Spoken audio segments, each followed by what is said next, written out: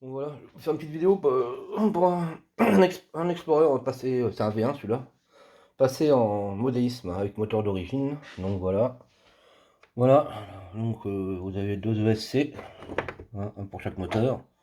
Branchement, bah, c'est pas tellement compliqué pour les ESC. Hein. Vous branchez, il y a une entrée pour brancher les moteurs, plus moins. Et après vous avez une sortie, hein, pareil pour brancher l'arrivée au niveau de l'interrupteur, plus moins, voilà. Plus le raccordement sur le récepteur. Hein.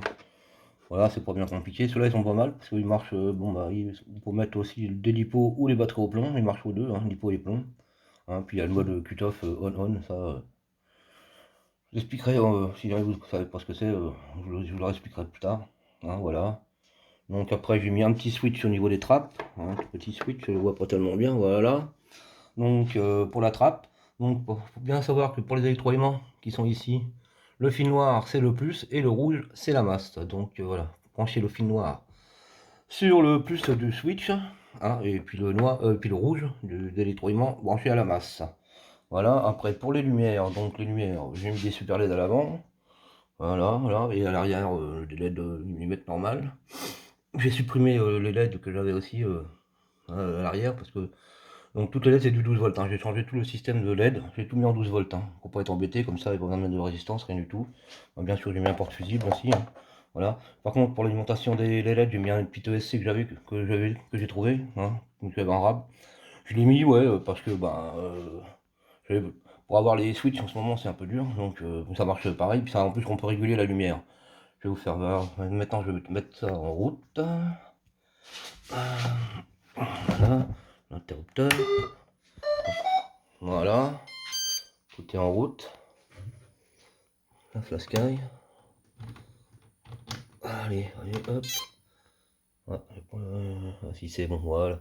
J'ai une flascaille, hein, FSI66 que j'ai, hein, là-dessus, avec un récepteur IA10B, ouais, c'est ça, du channel, du canot, je veux dire. Voilà. Donc voilà, donc ouais. Bon, derrière la lumière verte, c'est pour dire qu'il y a le courant. La orange, je veux dire que la jaune, je veux dire, c'est que j'ai l'alimentation pour brancher un éco-sondeur d'origine sur ce bateau-là qu'on peut mettre.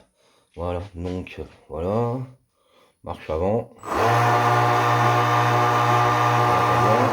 Là, marche arrière. Voilà, ça marche très bien. Donc marche arrière, un moteur, un autre moteur, voilà. Marche avant, un moteur, un autre moteur.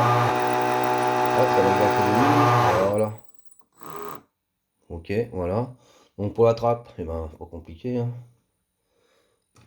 Voilà, et vous voyez, il y a les petites LED, je sais pas si on la voit, la petite LED rouge qui s'allume là, voilà. Chaque fois que la trappe, dès qu'elle est ouverte, hein, voilà, dès qu'elle est ouverte, c'est que la lumière rouge, et après, voilà.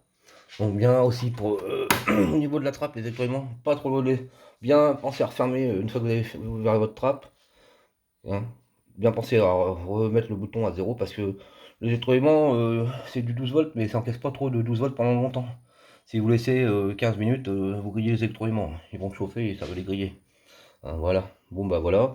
La lumière, bon bah voilà. Après je vais vous montrer quand il sera monté. La lumière, voilà. J'ai mis des LED puissantes. Voilà, on peut descendre la lumière. Je sais pas si on voit là. Voilà. Là c'est éclaire tout doucement et puis là plus fort. Voilà. Hein, bon bah voilà. Bon, après si vous voulez des renseignements, bah il n'y aura qu'à demander.